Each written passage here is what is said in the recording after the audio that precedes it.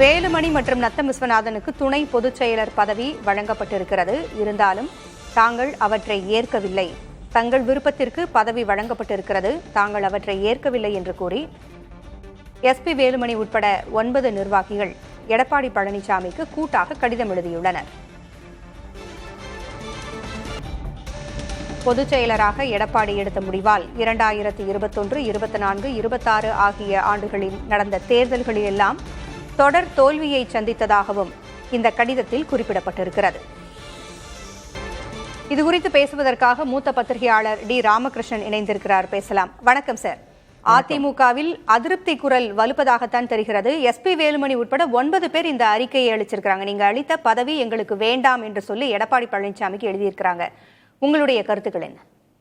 அதாவது அவர்களுடைய அதிருப்தி அந்த அறிவிப்பு வந்த பிறகு அவர்கள் யாரும் போய் இவரை போய் பார்க்கல. எடப்பாடியை பார்த்து பொதுவாக இந்த வாழ்த்து பெறுகிறார்கள் என்றெல்லாம் ஒரு புகைப்படங்கள் வெளியிடப்படும்.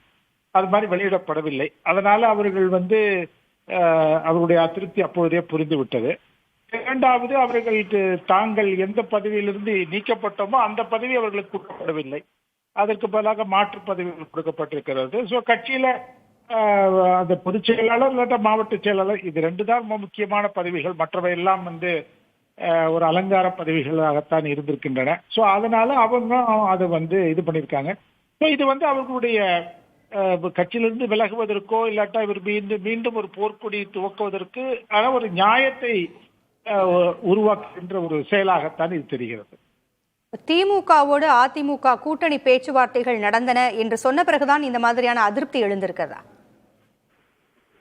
இந்த அதிருப்தி ஈவன் திமுகவோட இல்லாமல் இருந்தா கூட வந்திருக்கும். அதாவது அவங்க பேசலைன்னா கூட, இரண்டாவது தோற்று போயிட்டு விட்டார்கள்.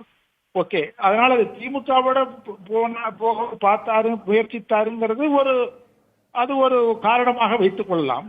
ஆனால் இந்த முறை தோர்த்து போனதே அவர் மீது ஒரு போர்க்கொடியை எழுப்புவதற்கான ஒரு செயலாகத்தான் அது இதுவாகிவிட்டது. ஆனால் 2024 அவர்கள் 6 பேர் எஸ்பி வேலுமணி உள்பட இவர்கள் எல்லாரும் போய் அவர்கிட்ட போய் சொன்னாங்க இல்லையா? அதாவது நத்தம் இவங்க எல்லாரும் போய் இவர் எடப்பாடி கிட்ட நீங்க உங்களுடைய அணுகுமுறையை மாற்றிக்கணும்னு சொன்னாங்க. அதனால இவங்க 2 பேர் இவர்கள் இந்த இப்பொழுது இருக்கிற அதிருப்தியாளர்கள் கோஷ்டிக்கும் எடப்பாடிக்கும் இருக்கின்ற பணிப்போர் இந்த தேர்தல் முடிவினாலேயோ தேர்தல் முடிவு நடந்த நிகழ்வுகளினாலேயோ அல்ல, அதற்கு முன்பே இருந்திருக்கிறது. இதெல்லாம் கொஞ்சம் ஊக்குவிக்கின்றன. நன்றி சார். இணைப்பிற்கு கருத்துக்களை பகிர்ந்தமைக்கு நன்றி.